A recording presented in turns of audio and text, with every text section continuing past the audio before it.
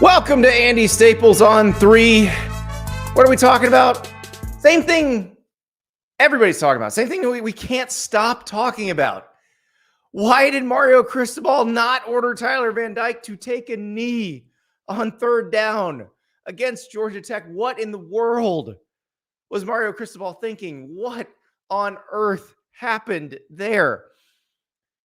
We'll just get right to it. I called in an expert, Gary Ferman from Canesport. He publishes Canesport on the On3 network. He's covered Miami forever. Like when I ask him during this interview about impactful plays, he'll bring up one many of you weren't born for. He's been covering the Canes for a long time, and he's never seen anything like this. I've never seen a fan base turn on a coach this fast. And maybe it's temporary. Maybe all Miami has to do is go beat North Carolina next week, and everything's sort of okay. But right now, the Miami fan base is on fire. Gary's message board is insane. It is crazy. And I understand, because here you think your team is making all this progress. You've seen offensive improvement. It seems to have a different personality than it had last year. It seems to be better suited to compete in the ACC. And then this happens. First of all, you shouldn't be in that close of a game with Georgia Tech that just lost to Bowling Green. But second of all, you can't do this. You just can't. And it's crazy. It's been almost 24 hours. We're still scratching our heads about this entire situation. And Mario Cristobal, he has said, I should have taken a knee. I should have taken a knee. But of course, we're going back and relitigating the 2018 Stanford-Oregon game when he also should have taken a knee. He's just not a knee taker. And you'll hear Gary talk about that.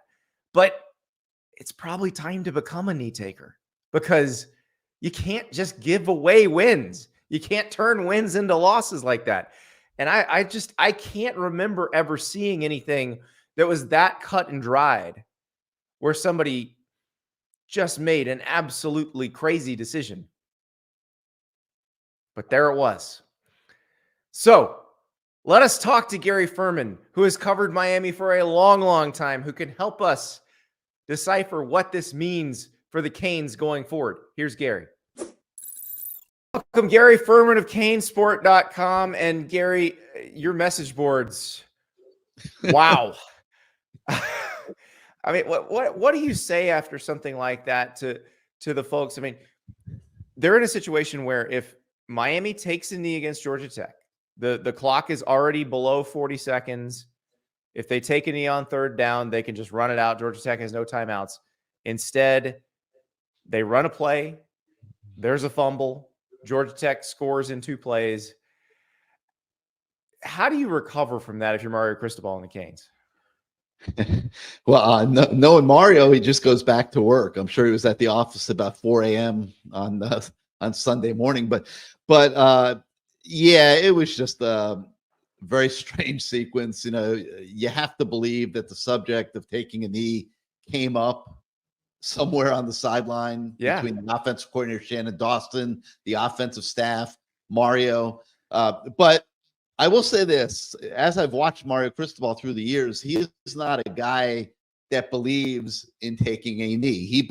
You could see that he believes in playing the football game till the final whistle, coaching his guys, maximizing every rep, taking every opportunity to get his football team better for what he might have been thinking. And I'm certainly not making an excuse, because it was one of the greatest, blunders in Miami football history.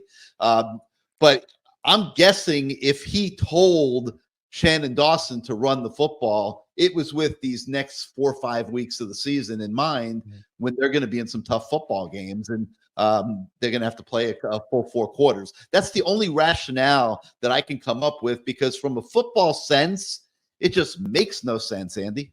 Yeah, and it's happened before in his career. He had a situation at Oregon in the 2018 game against Stanford. Now, it wasn't exactly the same. There was a little bit more math to do in that one. But in this case, on that third down play, all they had to do was take the knee. I do sense, I think you may be right about philosophy. I do sense that last night might have provoked a change going forward. Here's Mario Cristobal immediately after the game. And then at the end of the game, a chance to put it away. And should just tell him to take a knee, take a timeout right there, recalibrate, and just take a knee. And so gave him a chance, and they took advantage of it and scored. And that may have been what was going on over the headset. Somebody may have been saying, hey, let's just take a timeout here, figure out where we're at, do the math on it, and when we do, we'll realize if we just take a knee, we're out of here. So do you think, Gary, that is jarring enough to maybe change a philosophy on something like that? Listen, Mario is one of the more stubborn people that you'll ever meet in your life, but I don't think he's this stubborn. This has been a career-changing moment for him. Let's be honest. Fair or unfair, however you want to classify it, he's getting undressed all over the country in every form of media over what happened in that game. Look at the ramifications. You're talking about having his 5-7 Miami team of a year ago in a position to be 5-0 going into a prime time nationally televised game at North Carolina next weekend, one of the top handful of games in the college football spectrum next week. So this was devastating. This is not something you recover from. They talk about a 24-hour rule. Andy, there's no 24-hour rule at Miami. They may pretend there is. They got a big game next week. This is not something you recover from in a week, 2 weeks, 3 weeks, a month. This is going to linger with Mario Cristobal for a very long time, and I think you're onto something that we will probably see a philosophical change from him in the future. So the other part with Miami is, if you look at the ACC schedules, because that was the big topic conversation after Louisville beat Notre Dame last night, is, look at who they have left to play in the league. It's not Duke's their toughest ACC game they have left. Florida State's got to play Miami, but Miami's got to play everybody. Miami's got to play Louisville, North Carolina, Clemson, right? And so I think that's part of it, is you can't drop a game that you have in hand in the conference when you're trying to make the conference title game, and you have the toughest schedule of everybody. Hey, and you want this to be a season of progress. Let's face it, this could go either way now. I mean, this is a football team. We're talking about Mario, the head coach. I'm not so much worried about Mario, the head coach, in terms of bouncing back, working hard, getting ready for games.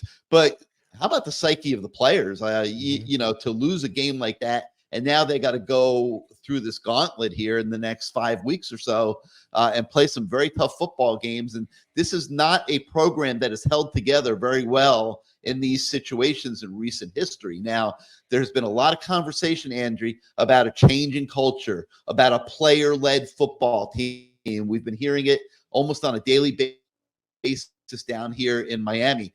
That is going to be put to the test here over the next month for Miami. How do they bounce back from this disappointment? If they bounce back well, then at the end of the season, this is just a blip on the screen. Nobody expected this team to go be in the football playoff at the end of the year. Well, and the fan base, that's as quick a turn as I've ever seen from a fan base, because last week it was all in on Mario. They don't waste time down here in the 305.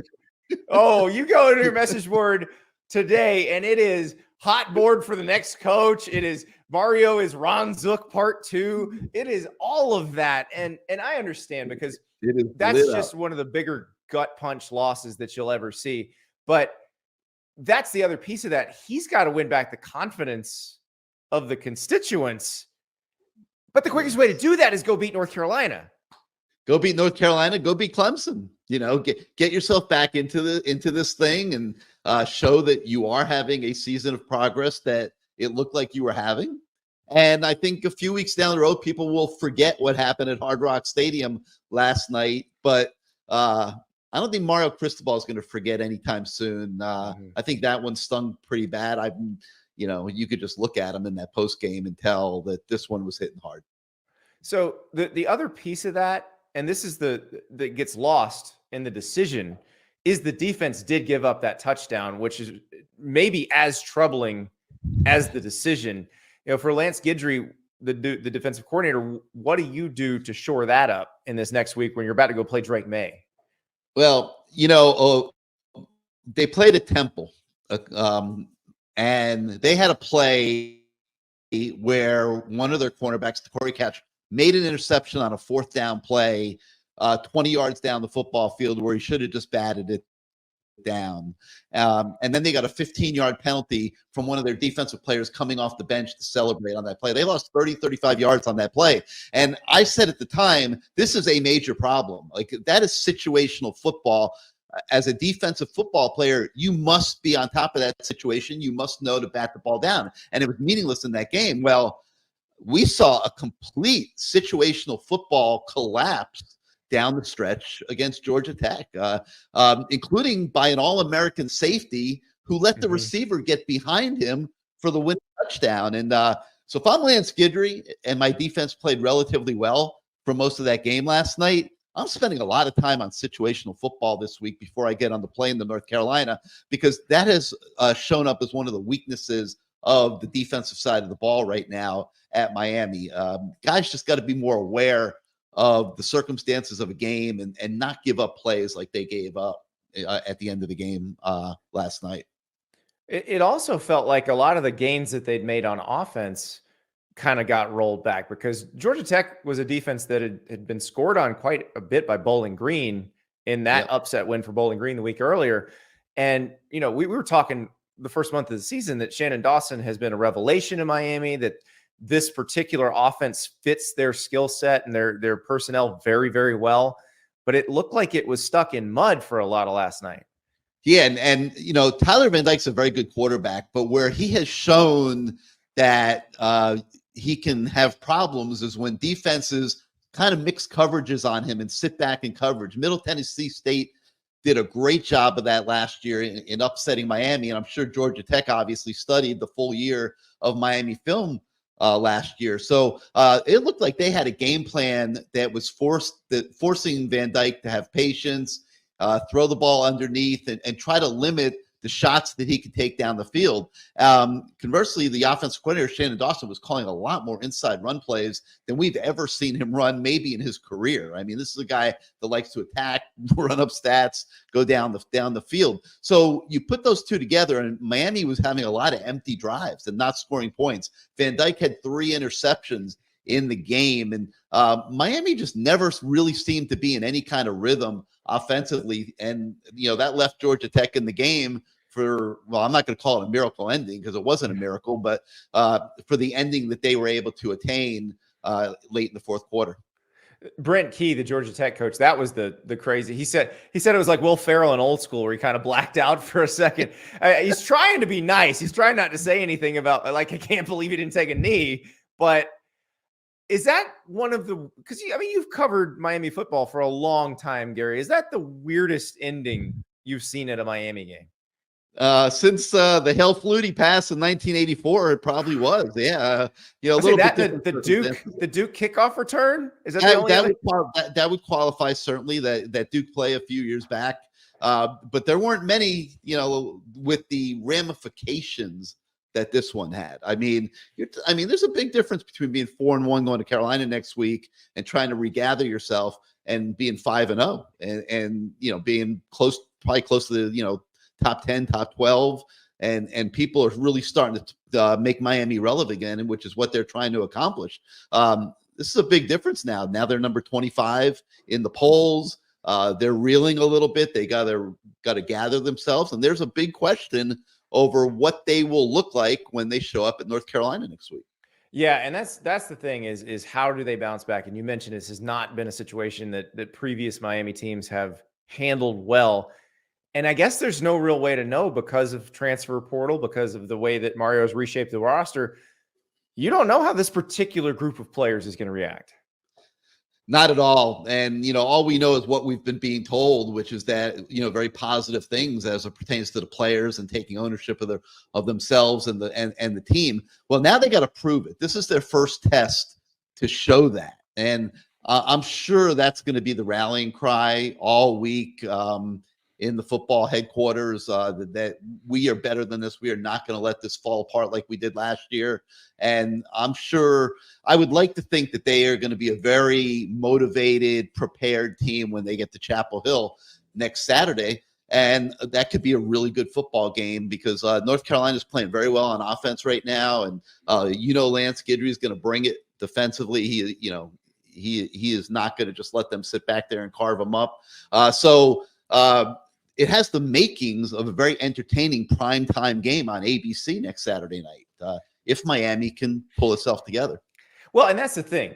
If they can, everything's still in front of them, because the loss to Georgia Tech is not going to hurt them from a head-to-head standpoint.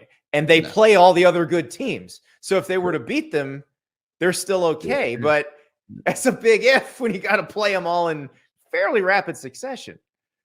Yeah, I mean, Carolina, then Clemson. You're going to have to go to Florida State. You do get Louisville at home, which hopefully will be a positive thing if it breaks well. But I think more than anything, Andy, they got to take one game at a time. This is not a built program yet. It's not a complete football team. Their depth is very tenuous. If they get injuries in the wrong places, they're in big trouble. I think they just got to take 1 week at a time and keep trying to get better and just see where it takes them. They can't really be worried about right now, December, for example. And if there's less than 40 seconds left and it's not fourth down and the opponent has no timeouts, take a knee. Take a knee, Mario. Absolutely. The game's over. You can just go shake Brent Key's hand and you're done. Yeah, this might be enough, because you're right. He is the type that is stubborn, that probably was his philosophy. We're going to keep on. But at this point, you don't need to worry about philosophy. Just win the game. Just win the game. Gary, thank you. It's never over. Exactly. Gary, thank you so much. Anytime, Andy. Thank you for having me. Gary Ferman, the publisher of Canesport. When he broke out the Hail Flutie play, I was like, oh, wait, he was there. Wow. So not the wildest finish he's ever seen in Miami, but close. Very close. It's still amazing that happened. Truly amazing that happened. You know what else is amazing that happened? I won on Prize Picks this weekend. That's right. Our sponsor, Prize Picks. If you download the app, you sign up with referral code Andy, they will match your first deposit up to $100. So if you deposit $100, they'll match you $100. If you deposit $50, they'll match you $50. I had a very bad running back play where I went Jace McClellan, Cameron Scadaboo, and Dejon Edwards. They all had relatively reasonable yardage totals for their games this weekend, and I had more than, because I like to root for and not against people. Did not do so well, but I did a quarterback play, and this is so on Friday. Prize Picks did a kind of a flash deal, and it was Carson Beck. His yardage amount went from 270.5 to 230.5 for a very limited time. So it was a discount on that essentially. And so I locked in at 230.5, and then I added Brady Cook at 276.5, because remember, Brady Cook for Missouri playing against the LSU secondary, you feel like he's probably going to go over that number. So what happens? I win. $25 bet won me $75. Now I was limited to a $25 bet because I did lock in at that discounted rate on Carson Beck. Looking back, I should have just taken the full boat. I should have done the full amount, 270.5, because he also surpassed that. He had 284 yards passing. But that's the fun of Prize Picks, is on Thursday, on Friday, those games are about to start, and you're looking through those entries, and there's so many fun ways to play. And remember, it's not just college football. If you're watching Sunday Night Football tonight in the NFL, you're watching the Niners and the Cowboys, you could be playing it right now. And they're also this weekend doing combo college and NFL picks. So lots of squares, lots of ways to play. It's the easiest way to play daily fantasy. It's available in the majority of states. It's available in Florida and California and Texas. So to sign up for Prize Picks, you download that Prize Picks app, you use the referral code Andy, and they will instantly match your first deposit up to $100. It's a great, fun way to add a little extra incentive to your football watching. And hey, feeling good. I won. Let's make it a winning streak next week with Prize Picks. So download that app, referral code Andy. Okay, it is time for the resume ranking. That's right. Every Sunday night, we give you the resume ranking, and we do this by taking the games that have been played this year and this year only. Preseason hype doesn't matter. It's why previously you'd not seen Georgia in these rankings. If you watch the games this weekend, you know we're going to see the Bulldogs in these rankings. So, but that's why. We weren't saying you won the last 2 national titles. That didn't count. We needed to see it now. And so we will start from 10 and work our way up. Number 10, the only team with a loss on these rankings right now, and that's the Texas Longhorns. They still have that win over Alabama, which is huge. Alabama just below, obviously, because Texas did beat them head-to-head. Texas losing to Oklahoma, no shame in that. And Texas can come back from this. They're going to be favored in every Big 12 game they play. From here on out, there's a really good chance they're playing Oklahoma at Jerry World, get another crack at them at a neutral site. And then we see what happens. And the winner of that game may be going to the college football playoff. Number 9, Washington. This is one of those where it's basically based on who they've played, because how they've played, they've been very, very good. But we haven't gotten to see them against great competition yet. Arizona held them down a little bit. Now we saw Arizona play very tough against USC as well. It might just be that Arizona is better than we think. But for the moment, Washington here at 9. They play Oregon on Saturday. So whoever wins that game, moving on up. Number 8, your Oregon Ducks. Same situation as Washington. They've blown out everybody they've played, but the competition level has not been that great yet. It will get better. It will get considerably better with Washington this week. And bear in mind, this is a different situation than Texas and Oklahoma. Remember, Texas loses to Oklahoma. They can beat them again in the Big 12 championship game. And there's a really good chance those two teams wind up playing in the Big 12 championship game, and neither one loses a game between now and then. It is entirely possible that happens. For the loser of Oregon-Washington, it's tough sledding. Both teams have tough sledding, but at least you would have that head-to-head in hand if you're the winner, because both of these teams will still have to play USC, Utah, Washington State, and Oregon State. Don't forget that. Number 7, Louisville. You heard a very confident Jeff Brom on this show last week, and they've just been outstanding this year. They took it to Notre Dame. That was an excellent win for Louisville. They caught Notre Dame in a really good spot between 2 very physical games against Ohio State and Duke before they play USC.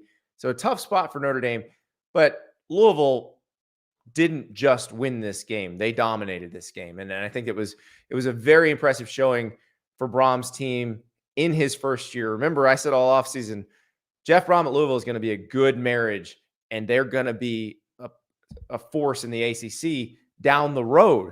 I didn't think it was going to happen this year. All the talk about Louisville was, their schedule is easy, and that way they might win a few more games than you think.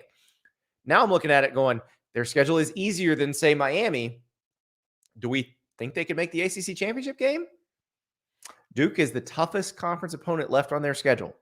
Kentucky's probably the toughest opponent in general left on their schedule. So Louisville could hang here. The problem for Louisville is they don't have the opportunities that some of these other teams on the list have to climb the list because of the competition. Next up, Penn State, number 6. Nittany Lions have UMass on Saturday. It is a tune-up. They are going to Columbus on the 21st. We will have a much better idea of where Penn State sits and where Ohio State sits after that. But so far, so good for Penn State. The West Virginia win, looking better and better every time West Virginia plays. The Iowa win, it's ugly when Iowa plays, but Iowa's 5-1. And Penn State beat them 31-0. So Nittany Lions doing fine. They will play our number 5 team, Ohio State, again on the 21st in Columbus.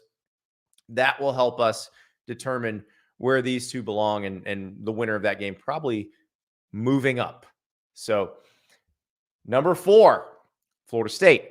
Now the wins against LSU and Clemson, not looking as good as they did before, but still they're very good wins. And Florida State jumped on Virginia Tech this weekend. Virginia Tech came back a little bit, but then Florida State pulled away again. Seminoles moving right along. They're headed down the road. Miami, probably the ACC championship game. So they have got some competition to face. They can stay here. If they keep winning, real good chance they're in the college football playoff. Number 3, Michigan. Now, this is a weird one because I am big on who you've played, but how you played matters too. And so Michigan went on the road again in the Big Ten. So they went on the road against Nebraska and they went on the road against Minnesota. Both these teams have had their moments this year. Nebraska won a game on Friday night on the road in conference play. They seem to be getting better under Matt Rule. They got annihilated by Michigan. Minnesota, they've been okay this year. They looked like an FCS team against Michigan. Michigan just boa constrictors teams.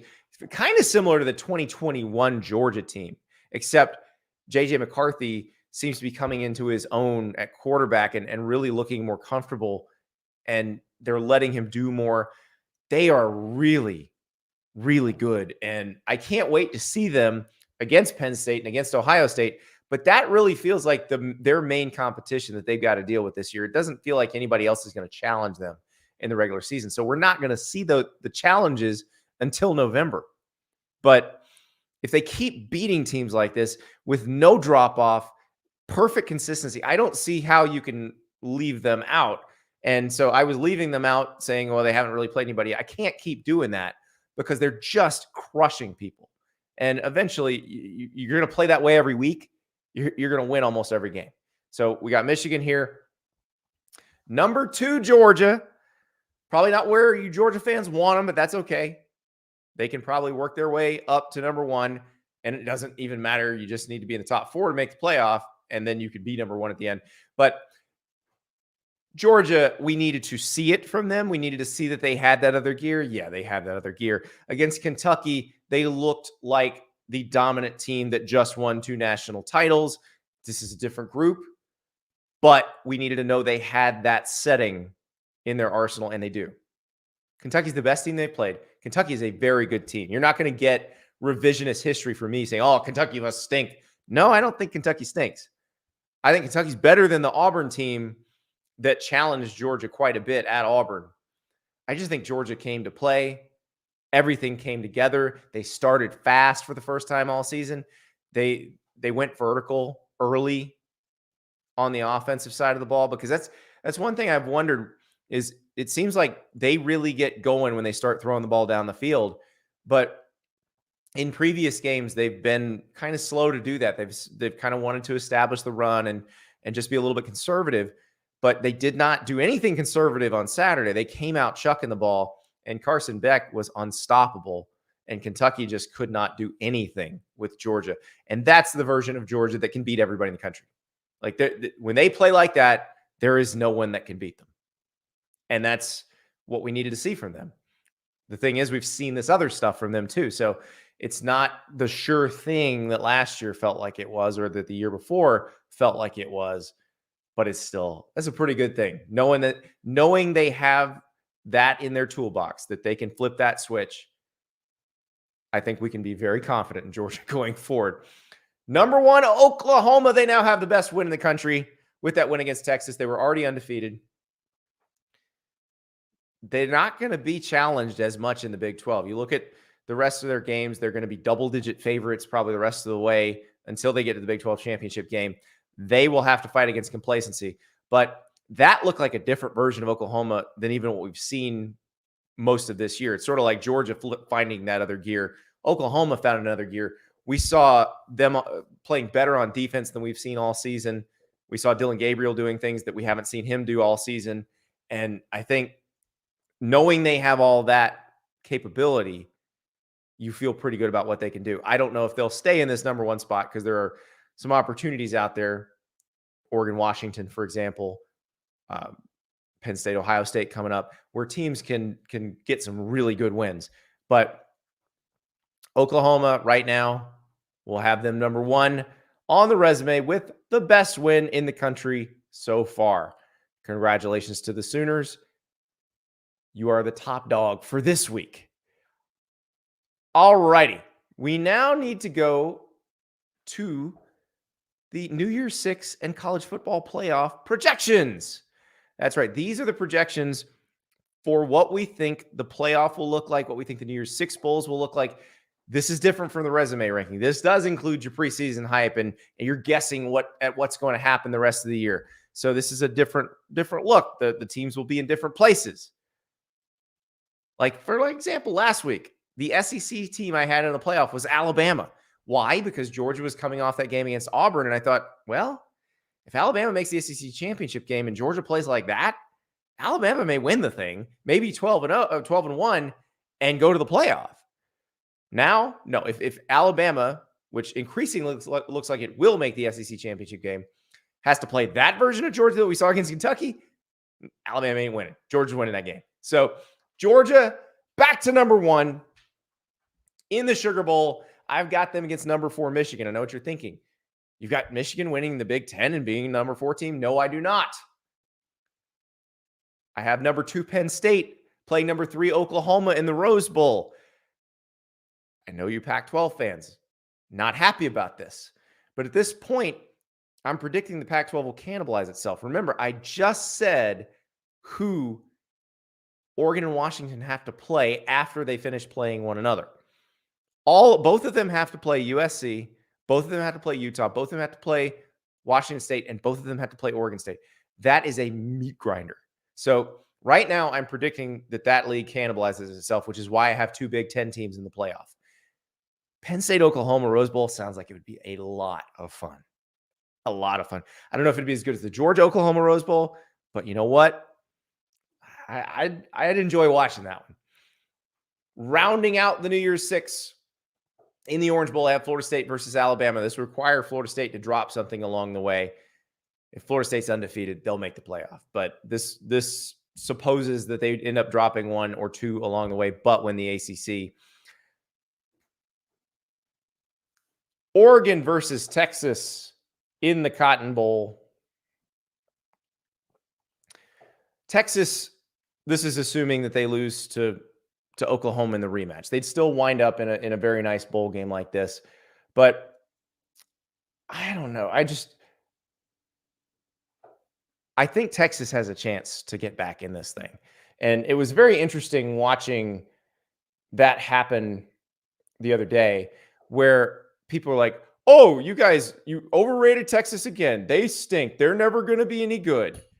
Well, no, they were really good and lost to a good Oklahoma team. That's all it was. And they still may be really good and they still may beat Oklahoma when all is said and done. But for now, this would be a really fun Cotton Bowl, the Oregon-Texas one. They played in the Alamo Bowl in Mac Brown's last year. But I know Oregon has its sights set on bigger things. Texas obviously has its sights set on bigger things. Let us go to the Peach Bowl, Ohio State and Louisville. I know what you're thinking. Andy, you're just putting Louisville in here because they're the big winner of the week. They beat Notre Dame. They surprised everybody. But here's the thing. Again, look at Louisville's schedule the rest of the way. This is the most favorable schedule they're going to get in a while in the ACC. Theirs for next year is not pretty. But it's going to be hard for them unless they really just don't show up a couple times, which could happen. This is a first-year coaching staff, new team. It could happen. They could get shocked by some people. But they're going to be favored in a lot of these games and almost all of these games going forward. I don't know if they'll be favored against Kentucky, but I'd imagine they'll be favored in every other ACC game except maybe Duke. So there's a chance they wind up in a game like this. And Ohio State I have in here, which this is suggesting Ohio State loses to Michigan again and that they lose to Penn State. Again, the 21st is going to tell us a lot about what happens. So Elias Gray, good point here as I talk about this ACC situation. Have you looked in the insane ACC tiebreaker? It could end up with them contracting out to an analytics firm to pick. That's right, our friends at SportSource Analytics. That they have that contract. If you have 3 undefeated teams, they're going to have to do that. and it is conceivable that Florida State and Louisville and North Carolina could all be undefeated. And then the Sports Source is going to have to pick which 2 teams play in the ACC championship game. It's a little bit like when you had the 3-way tie at the top of the Big 12 South in 2008, and the BCS poll chose who would represent them, and it was Oklahoma. So it's entirely possible that could happen. I think they're hoping that randomness and you play that many games, somebody's going to lose. that it doesn't happen, and that they have, ideally, they have two undefeated teams playing each other in the conference championship game. That would probably be the most anticipated ACC championship game ever. But we'll see what happens. The Fiesta Bowl, I got Wyoming and Washington. And right now, Wyoming, I have being the highest ranked Group of 5 champ. They might be in the spot 1 week because they are going to Air Force next week. And that is a really good game. Fresno State, Wyoming turned out to be a fun game. Wyoming took a big lead, ended up hanging on to win. But Wyoming has to go to Air Force, which is 5-0. And that is going to be another great Mountain West game. Right now, it's looking like the Mountain West champ will be the highest ranked Group of 5 champ. I know that Memphis and Tulane feel like they're going to have something to say about that by the end of the year in the American. So that is your projected college football playoff and New Year's Six. We also need to talk about next week, because we just came off what I think was the most fun Saturday of college football of the season so far. And I think they're going to get more fun as we go, because as you look at the matchups, just as you get into conference play really deep in it, you're going to get some surprising results. You're going to get some teams that have been really beat up for a couple weeks in a row, like Notre Dame going to Louisville. Not a conference game actually, but they caught Notre Dame at a very good time. And you're going to see situations like that happen. So more than a couple really interesting lines to open up here. You got Oregon at Washington. Washington's a 3-point favorite. This would be a pick 'em at a neutral site. They usually give 3 points for being at home. So this is them saying, we don't really know. We think these teams are both about the same. Washington's at home, so we're going to give them the 3-point edge. The next one that I think is very interesting, and we'll talk more about Oregon and Washington later in the show. Justin Hopkins from Scoop Duck will join us to give us the Oregon side of things. We'll be talking to people from Oregon and Washington all week. This game is going to be fantastic. It was a great game last year, so just get ready for that this year. But here's another one, and I'm glad this game has some luster again. Lost a little bit when Notre Dame lost to Louisville, but USC at Notre Dame is still a huge game. Notre Dame, a 2.5-point favorite, coming off the loss at Louisville. So the people making the line knew that Notre Dame had lost to Louisville and still installed them as a 2.5-point favorite against USC. That is basically them putting their hands up and saying, we do not trust this USC defense to go on the road and win them a game. Because if you watch that USC-Arizona game, and I know a lot of you were staying up with me watching that game, USC's defense actually got better as the game went on and then got worse again. Caleb Williams saved them, saved USC's bacon. The passing game was not particularly effective a lot of the night. Caleb Williams, with his legs, did a lot of the damage. But a lot of that was because Arizona couldn't spy him very well. Justin Flo was the guy they used to spy him, and he was getting shaken out of his shoes a lot of the time. Notre Dame, more solid on defense than Arizona. They should be able to cover USC's receivers pretty well. We'll see if they can get Caleb Williams down on the ground. That's a big if. But also, Notre Dame's offense will be playing a much more porous defense than they've seen against Louisville or Duke or Ohio State in the past 3 weeks. This will be an offense or a defense that they can score on. So it's a 61.5 total. I actually think it might go over that by quite a bit. But Notre Dame, the favorite in that game, I find that very, very interesting. Let us move to Chapel Hill. Miami. All we're going to talk about is the knee with Miami. But the thing is, if Miami looks like it did in the first 4 games and not against Georgia Tech, they're going to be playing a very competitive game against North Carolina. North Carolina opens as a 3.5-point favorite. You saw Drake May just decimate Syracuse's defense on Saturday. They looked outstanding. Tez Walker's eligible to play. Remember, they got that news on Thursday. He ended up catching 6 passes, but didn't do anything particularly spectacular in the game. I imagine he'll be a bigger part of the game plan this week because they'll know the whole time that he's eligible.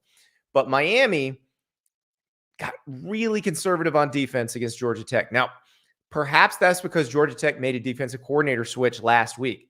Remember, after they lost to Bowling Green, they demote Andrew Thacker. They promote Kevin Shearer to play caller. it could have had something to do with that. They've been able to study North Carolina's defense all year. This is going to be the defense that we've seen all year from North Carolina. So it's not going to be anything surprising to them, more than likely. Shannon Dawson had been calling great plays for Miami. They had looked very smooth, very coordinated. Like the offense fit the athletes they have. Tyler Van Dyke had been protected pretty well.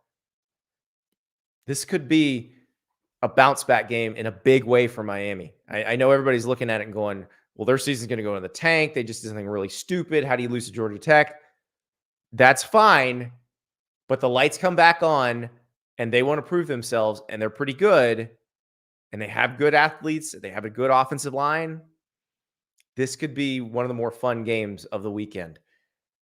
West Virginia at Houston.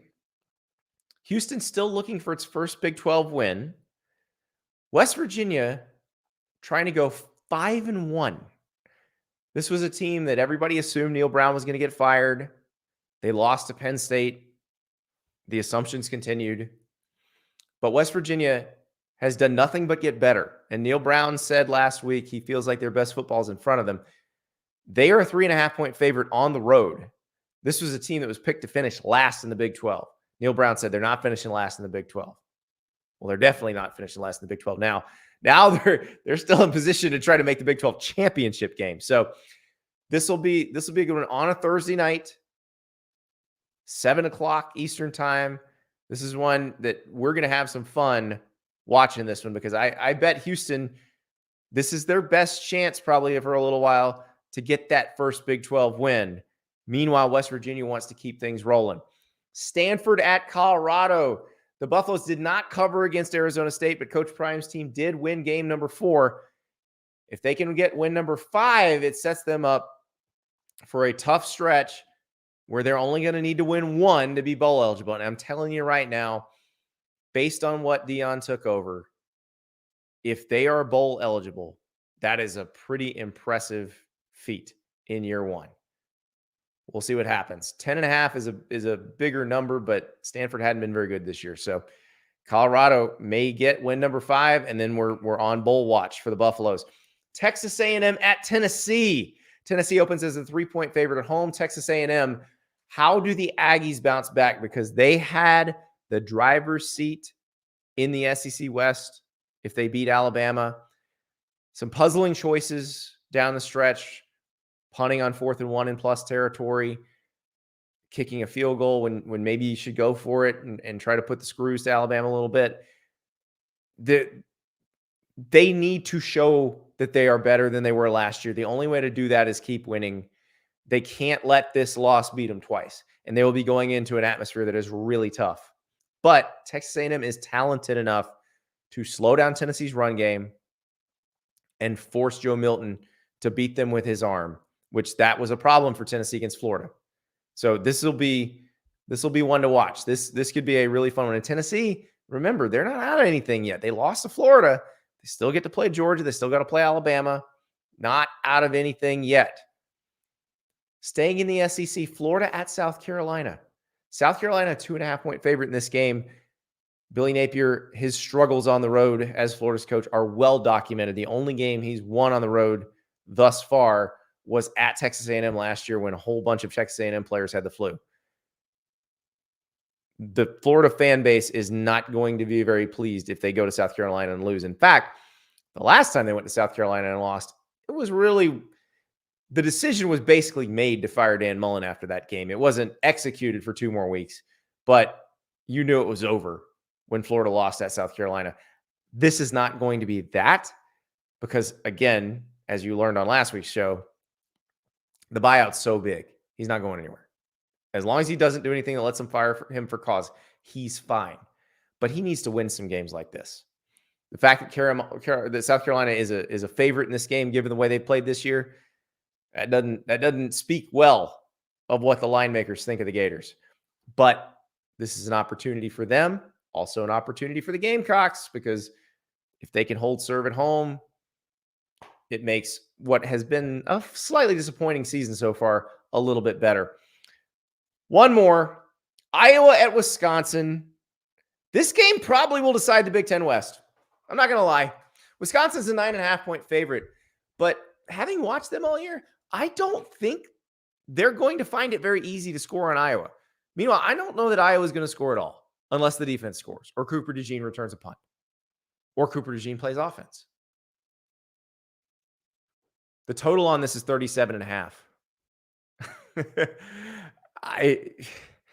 I find it very hard to believe that Wisconsin covers if we're under that total. So I think I'm probably leaning toward the under again. We'll see when we get to the pick show. But this game, while it probably will hurt you to watch, it's a big one. Because, again, it will help determine the Big Ten West, may actually determine who plays for the Big Ten title this year, which is just insane to think about. But that's the situation that they're in. Those are your juicy opening lines for this week. Team that is not playing this week, basking in the afterglow of a win in Dallas. The Oklahoma Sooners, huge win, program-defining kind of win, given what their program has been through the last couple of years. George Stoia III of Sooner Scoop from the On3 Network joined us to talk about where the Sooners go from here now that they have proven they can play with the best in their league. We'll be joined now by George Stoia III, Soonerscoop.com. George has made his way back from Dallas, Oklahoma, victorious in the Red River Rivalry. And I'm curious, George, you saw Baker Mayfield on the field after the game. What did he think of Dillon Gabriel?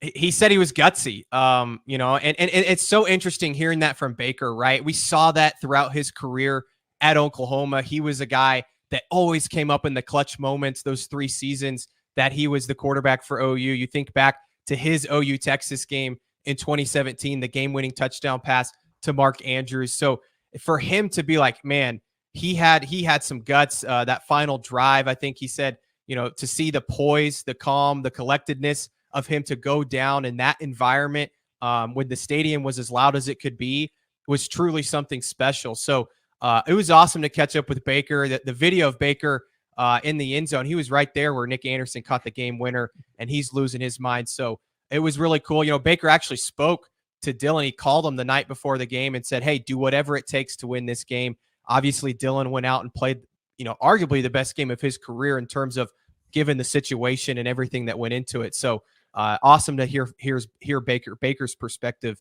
on Dillon. What was the mood like in the stadium when Oklahoma came out for that last drive? Texas has just kicked a field goal. It feels like Texas has the momentum at that point, but it didn't look like anybody on Oklahoma's sideline was phased on the TV. But how did it look in person? Yeah, I think that you're right on the sideline. I think that the players definitely thought they had a chance to go down and at least kick a field goal and send the thing to overtime. But I would say among the fans and even the media, it was like, man, they played such a good football game. It just slipped away in the fourth quarter. Texas, I thought, played really well. I mean, I was really impressed by Texas on Saturday, but it felt like, man, this is just going to be a really tough, heartbreaking loss for Oklahoma because at that point, Oklahoma hadn't been able to move the ball very well, and Dillon hadn't been able to connect with his receivers down the field really since early in the third quarter on that touchdown drive right out of the half. So I think a lot of people thought, man, it's going to be really tough. Zach Schmidt had just, missed a 45-yarder, in which he was not even close. I mean, he wasn't even close on the length. It was short. So I think there was not a lot of faith that they were going to be able to move the ball. But then all of a sudden, you get 2 chunk plays. You're across the 50. Then you get the big one where Dillon steps up, scrambles a bit, and finds Drake Stoops. And all of a sudden, you're thinking, okay, they could win this thing right here. You get the PI call that puts the ball at the 6, and then Dillon finds Nick Anderson. I mean, just like that, it was phenomenal. I mean, it was something that it's cliche to say, but it's I think it was Andrew Rame, the starting center, that said, "Hey, it's like something out of a movie," and it really was. I mean, it was incredible. Well, you think about that throw to Stoops that set up the touchdown pass. Like that's reaching across eras of OU football. Essentially, you've got the transfer who came in like the day Caleb Williams left. Jeff Lebby called Dillon Gabriel, who was about to start class at UCLA, throwing to the 9 millionth year senior son of Bob Stoops. All I could think about too during that play is, man, Texas fans have got to be tired of the last name Stoops, right? I mean, he's just been a killer. You think back to even the comeback game, he was big in that game. I think he caught a 2-point conversion to tie the game in 2021. In 2020, he caught the game-winning touchdown pass in the 4 overtime game. So it's been a remarkable stretch for Drake Stoops. But you're right. I mean, and I think it was also, Andy, just a culmination of what Brent has built. I mean, you had guys that were returning players that played in that game a year ago, knew what it felt like to lose 49-0. And then you had a bunch of newcomers that were making big plays that didn't play in that game, have never been in that environment. Even Dylan Gabriel, I mean, he didn't play, obviously, in the game a year ago. For him to, his first time in that sort of environment, play the way he did, it was just a really, truly special performance. What did that, 49 med ball sit-ups? Yeah. For all those workouts because of 49-0. Jerry Schmidt reminding them pretty much every day of what happened last year. But for Brent Venables, this has to be vindication in terms of he is the right guy to coach this program. Because I was one of the people who, after that game last year, was like, okay, I get he's a first-year head coach, but how do you not have a backup quarterback ready? Are you sure this job isn't too big? And now you look at it and you say, okay, yeah, no, he's got it. And he, after the game on Saturday, he talked about the game last year and said it was a complete embarrassment and his hands were all over it. And this year, I think the word he used was proud. And I think you look at what he's done. I think he did a lot of self-reflection, Andy. You look at the guys that they went and got in the portal. I mean, they didn't have those type of players. You look at the players they recruited, the game management. I thought the game management, that's something here in Norman that was very critical of Brent a year ago. He wasn't calling timeouts when he was supposed to. He wasn't handling the end of games in which they played a lot of close games a year ago. He wasn't handling those situations right. He handled all that stuff the right way on Saturday. And I think that was part of the validation of, hey, OU does have the right guy. And look what he's been able to do in just 1 year, flipping this roster upside down and also developing the guys that did stick with the program. And you can tell, Andy, there's just buy-in from this group. And I think we've always known that. It's just, can they get the results on the field? That's been the question. Is everybody says the right things in this program. But can they win the big one? Can they take the next step? And they did on Saturday. When you came on last week, you were talking about the talent upgrades that Oklahoma had made on the defense.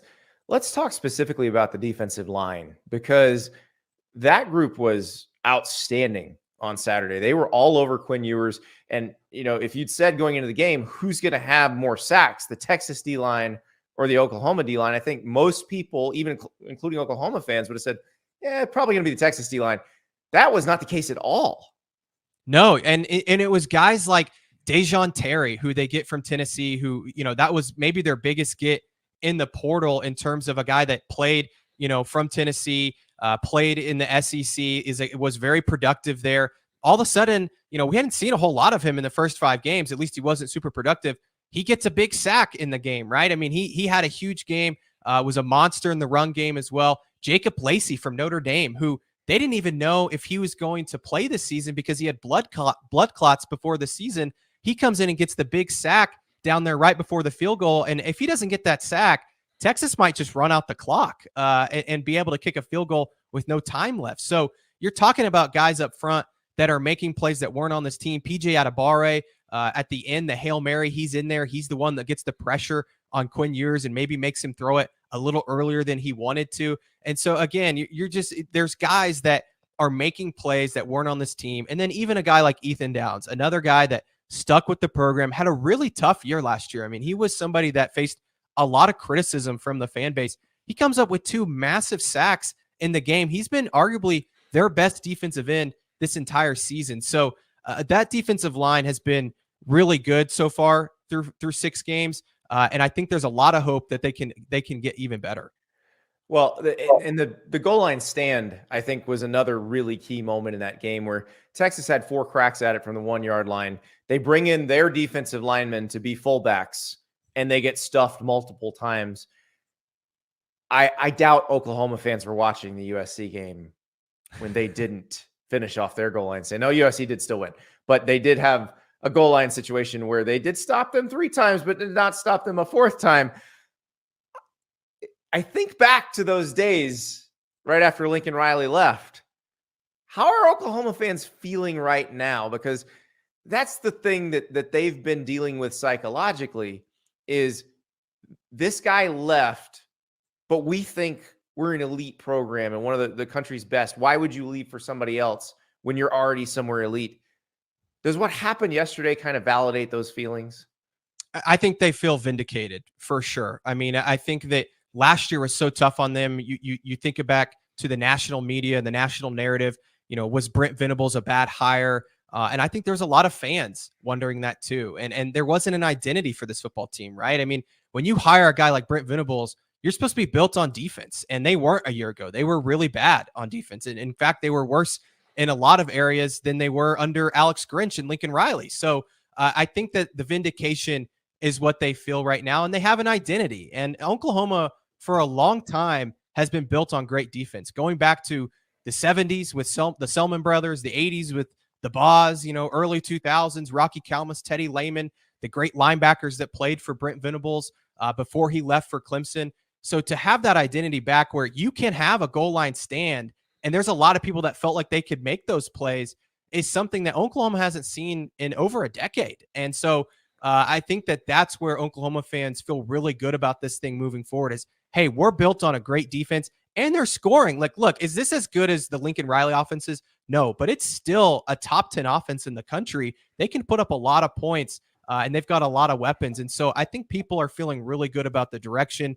And again, the buy-in of the program and the way this thing is being built. It just got accelerated a lot over the weekend, Andy. Well, and one thing that impressed me about the offense was, go back to the Cincinnati game, it didn't feel like they could finish drives in that game. They did that when they had to against Texas, which it's a tougher opponent. It's better players, yet they rose to the occasion. And I think that was a pretty critical moment. But Dillon Gabriel using his legs as effectively as he did really felt like it opened things up, because some of those times where guys were covered and somebody else is getting sacked, he's turning those into positive plays. It feels like that becomes its own kind of cheat code. They were 6 for 6 in the red zone on Saturday, and a large part of that was Dillon being able to make some plays with his legs. I mean, you even think back to the first touchdown. I think they ran maybe 5 QB draws. The first one of the game goes for a 10-yard touchdown run. Dillon was really effective in that area, and even getting out of the pocket and making some throws down the field. So, I think it's something that we're going to continue to see moving forward with Dillon. Obviously, last year, they weren't able to do those things because they knew if Dillon went down, they had nobody. And so this year, if Dillon goes down, obviously you have 5-star Jackson Arnold, and I'm sure that they don't want to play him just yet, but you would feel comfortable with him coming into the game given his talent. But yeah, I mean, Dillon's a guy that, he was recruited originally by Army. I mean, he was supposed to be an option quarterback coming out of high school. So this is a guy that can definitely run. Is he going to beat you in an 80-yard dash down the field? Probably not, like Caleb Williams, but he is a guy that can accelerate. He sees the field really well in terms of things opening up and when to take off. And it feels like they kind of, Andy, waited till the Texas game to really unleash that. It was almost like it was a whole part of the game plan coming in. I mean, they did some other stuff too, some direct snaps to Jalil Farouk, who's been a big-time playmaker for him. So Jeff Lebby really unleashed the clip on Saturday and kind of pulled everything out of his bag. And I thought he called a really, really good game, and he had a great game plan in terms of letting Gabriel use his legs. So I realize the team is going to be thinking about West Virginia and Kansas and TCU and the teams they still have to beat. How hard is it for everybody else to not look ahead to seeing Texas again? Because it's interesting because like Washington and Oregon are playing this weekend in a game where they might be the two best teams in their conference, but it feels like the loser might not get back to that conference championship game. In the Big 12, it still feels like Texas has a very, very good chance of seeing Oklahoma in Jerry World. It was a big topic of discussion for us after the game. It was already, what do you think the line would be if they played next Saturday? I still think Texas might be favored if they played again. It might be obviously a closer line, maybe a pick'em game, but I think that's already on the minds of a lot of people here. I mean, it was clear to me, those were two really good football teams. I thought Texas played really well. Quinn Ewers was really good. Other than the 2 interceptions early in the game, he finishes 31 of 37, Yeah. over 300, yards. He was really solid in that game. I think Texas has a lot of playmakers. I think their defense had somewhat of a bad day. But I think these are very clearly the two best teams. You look at the Big 12 right now, and it seems like there's just a lot of 6-6, 7-5 type teams. And one of those teams can sneak up and beat you and surprise you one weekend. But if Oklahoma takes care of business, I think everyone, and that's the thing about Sarkisian after the game. I thought that the way that they handled that press conference, they are already looking forward. They weren't sulking in the loss, it felt like. And I think that they're going to get back on track too. So it does feel like a collision course, which is it's only right, Andy? Yeah. Last year, the Big 12, Brett Yormark has to give one of those teams the Big 12 championship trophy. I mean, it would just be gold. So I just think let Greg Sankey hand it to one of them. Who knows? He might show up to the game. I mean, he was at the game on Saturday. I think he ended up leaving at halftime to head down to College Station for the Texas A&M Alabama game. But yeah, he was there. And again, it's very fitting that the last year it does look like it's going to be a collision course between Oklahoma and Texas. Round 1 done. Round 2 on the way. George Stoia III, thank you so much. Yeah, thanks for having me, Andy. Happy days in Norman. We're going to have happy, hateful days coming up in Eugene and Seattle as Oregon and Washington get ready for that game. We'll have Justin Hopkins from Scoop Duck on the show tomorrow to talk about the Ducks as they get ready for the Huskies. One more note on Georgia. I got a good question here from Matt. Yes, Andy, have Kirby and Mike Bobo turned the corner on realizing finally that this year's Georgia team needs to throw to win? Throw the damn ball, Bobo? Question mark? I think you may be right. Carson Beck came out throwing daggers right out of the gate against Kentucky. It reminded me of the spring game, to be perfectly honest. And it was the first time we've seen them be that aggressive right off the bat. And I think that does make them slightly more dangerous offensively, where they're not trying to establish the run and be conservative. That may not be this offense's personality. Kirby Smart's personality, though, not changing much. He got asked, he was talking about the team as a wrecking ball, and he got asked about the Miley Cyrus song, Wrecking Ball. It went about how you would imagine. Go back on that Wrecking Ball that you were talking about. Like in my head, I'm envisioning Miley Cyrus, but is it like actual? I don't know who Miley Cyrus is. Like, what is it? What does she have to do with a wrecking ball? Well, she has a song called Wrecking Ball. Huh? She came in like a wrecking ball. I know Eric Church wrecking ball. So were you showing video? Okay, so Miley Cyrus Wrecking Ball is a banger. How Kirby does not know that song, I get. How he doesn't know Miley Cyrus, I would really have enjoyed after the press conference conversation where somebody explains that Miley Cyrus is the daughter of Billy Ray Cyrus, and somewhere deep in Kirby's memory banks, Billy Ray Cyrus's mullet pops up, because Kirby was in high school when Achy Breaky Heart came out, or maybe even middle school. He remembers that song. They played that song in Bainbridge, Georgia. I do not doubt for a second. And you could explain to him that this man with this mullet, his offspring, did a song called Wrecking Ball. And it was pretty good. You should listen to it. Or Kirby Smart is already trying to figure out how next to boa constrictor an opponent. Or maybe, as Matt suggested, he's figuring out how to say, throw the damn ball, Bobo. Just feel it doesn't roll off the tongue like run the damn ball. It just doesn't. All right, guys. It's Sunday. That means tomorrow's Monday. That means this is Dear Andy show. So you know how to find me. I'm not hard to find. You can ask your questions on Twitter, Andy_Staples, Instagram, Andy_Staples. You can email them to me, AndyStaplesOn3@gmail.com. We love it when you shoot video of yourself asking the question so you can be the star of the show. Because on a Dear Andy show, you really are the stars. And I do appreciate all of those great questions I get every week. You guys are very smart. You're very fun college football fans who challenge me to think very hard with a lot of these questions. And I thank you for that, because you make it a better show. So get those questions to me. Andy_Staples on Twitter, Andy_Staples on Instagram, Andy Staples on 3 @gmail.com. if you would like to email it to me. We will talk to you again on Monday night.